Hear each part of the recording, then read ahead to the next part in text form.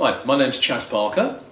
I worked at the Royal Greenwich Observatory at Herstmonceux from November 1973 until January 1989. My title when I joined was Assistant Scientific Officer, which was a grade within the Scientific Civil Service. My initial job was in the Computer Department. I then moved on to the Time Department, the Meridian Dept, which measures positions of stars, and I ended up doing press and public relations work. What do I remember about working at Herstmonceux? The first thing I think I ought to say is that this was a very prestigious establishment. It had been in existence almost 300 years when I joined, and it was world renowned. Although many people probably still thought it was actually at Greenwich, everyone had heard of the Royal Greenwich Observatory. So I was quite in awe of joining the place. I had just failed my A-levels, was looking around for something to do. I had always had an interest in astronomy, and I applied for a job here. As we came through the gate and just began to drop down the hill towards the castle, I had my first glimpse of Herstmonceux Castle, and it was awe-inspiring. I was quite taken aback by it all. I don't think I gave a good interview, to be perfectly honest, because I was still nervous. It was my first job interview, proper job interview, and there was lots of questions about mathematics and astronomy and such like, as you would expect. And it was held in one of the rooms in the castle, lovely oak panelled room. And I probably sat there and sweated, and I felt didn't give a very good interview particularly. So I wasn't in hope. So I started working in the computer department, and in those days computer filled a fairly large role. Programs were run for the astronomers to analyse the data that they'd got from a night's observing. But it would take a long time to run a single program. We had to load huge amounts of punched cards into a card reader, sometimes paper tapes in as well. Data was then stored on the magnetic tapes, which we had to change, and just keep following instructions which came up on a little, like a teleprinter, almost saying, magnetic tape number 1345 needed on bank such and such. And after a couple of years, one of the great things was you could move from department to department, and you could apply for a transfer. Mm-hmm. And after about 2 years, I think, I applied and got moved to the Time Department, which again wasn't really astronomy, but it was a bit different. The role of the department was to maintain a time service for the nation. And to do that, we had half a dozen cesium beam atomic clocks located in the basement of what was called the West Building, here, big office block on the side. And we had to regularly measure those both against one another and against time signals received from different parts of the world, but also to send out the pips to the BBC for transmission. And these went by landline from Herstmonceux up to Broadcasting House. They obviously sent a sort of few thousandths of a second in advance to allow for the delay on the line. Mm-hmm.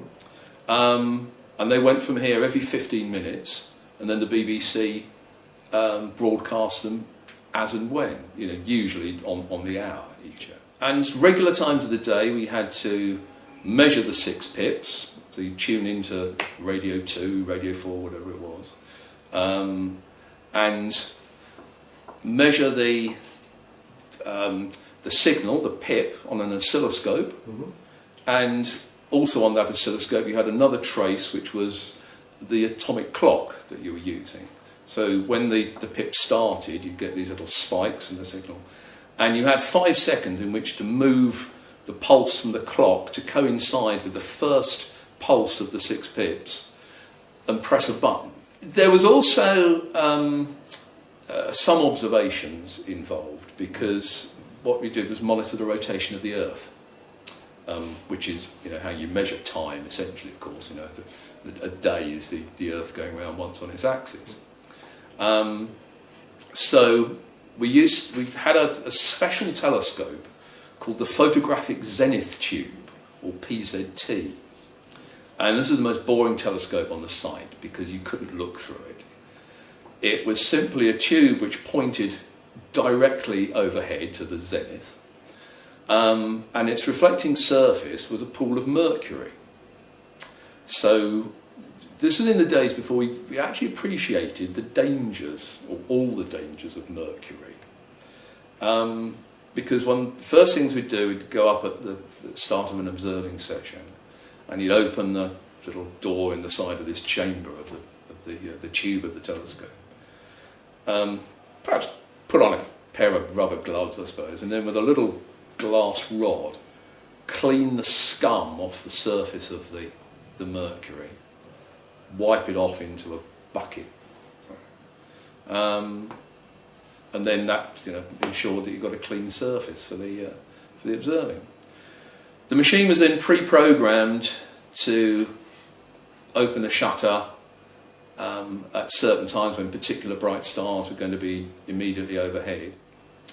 But then once this was all set up, you just sat there in a little control room, away in a separate building from the telescope itself, and read a book and closed the roof if it started to rain, and sat there wishing it would cloud up and you could go home. One of the things that happened while I was there that is worth mentioning is that we got involved in an experiment with the United States Naval Observatory, who had put a couple of satellites up with atomic clocks on board. And these satellites were called Timation. And we had to track these as they went overhead a couple of times a day, using a very, very basic system of a dish mounted on the roof that just moved up and down and side to side in altitude and azimuth, and which we had to move manually by a few little switches every 5 minutes or so, just to track the satellite across. But what this was doing was comparing the signal between the atomic clock on the satellite, between one of ours, and this was the basis for setting up a GPS system. And I remember being told in about 1974, 75, something, when this was first starting, that eventually, at any one time, you would have 3 of these satellites above your horizon, and you'd have this sort of device that you held in your hand which would be able to lock into them and triangulate with them and be able to tell you where you were. Science fiction. But those were the early experiments for what we have on our mobile phones now. And it's funny looking back and thinking that I was actually involved in a very small way in those early days, those early experiments. After the time department, I applied for another move and got put into what was called the Meridian department. And this was yet another very basic department where you had a telescope called a transit circle, which only moved up and down. It was aligned to the north-south line, and you measured the time that stars transited or passed the meridian. And again, this is a basic routine work. When this new director arrived, Alex Boxenberg, he wanted to set up a proper public relations unit and public information unit. And he sort of chose me as the first member of that. Explaining to people about what actually went on here was a challenge, because I remember once in my early days I said to someone, I work at the observatory, and they said, "Oh, that's where they control the weather, isn't it?" What? So yes, you do realise that suddenly that there's a lot of educating to do. People believe in flying saucers. They'd ring up and sort of say, "I saw a strange light in the sky last night. What was it?" And you'd ask them what direction it was in and whereabouts, and they'd say, "Okay, yeah, that was the planet Venus." And they go, "No, it wasn't." Yes, it was. No, it was a flying saucer, you know. So, yes, you need to get out and get these preconceptions out of the way. The other thing was the pantomimes. Now, these had been a tradition of the social club for some years, long before I'd joined. And they'd always done a performance to the local school and then one to staff. But it had died off at some point in the 60s. And then in the late 70s, a guy called Roy Wallace, known as Wall, wanted to reintroduce these. Well, we started off with 3 performances. The Friday one was to the school children, Saturday afternoon to the children of staff, and then Saturday evening to the staff themselves. Mm-hmm. And the Saturday evening performance usually bore no resemblance whatsoever to the previous 2. Partly because everyone had been ad-libbing, and partly because they would have imbibed between performances. So for most of December, I didn't do much normal work. I was, and nor did much of the rest of the observatory, to be perfectly honest, because I got different departments to do different things for me. There would be some people would be sewing costumes. I'd have the electronics department working on something or other for me. We did Peter Pan one year, and we, instead of the Lost Boys, we had the Lost Astronomers. And I asked Alec Boxenberg, the director, to be the king of the Lost Astronomers. And he agreed on this. Now, the thing you had to know about Alec was that he was always immaculately dressed. He was the complete contrast to the tweed jacket, the baggy corduroy trousers of previous incumbents. And I gave him a line that he made this entrance, and he was wearing this sort of leopard skin toga. And I gave him the line that said, I am King Alec the First, king of the Lost Astronomers. People call me Smart Alec because I'm always so well dressed. I happen to know that he owned a pair of leopard skin underpants. And you can see where I'm going there. And on the last performance, I said to him, when you deliver that line about, because I'm always so well dressed, I said, just hoik the tunic up a little bit so you can see the leopard skin underpants.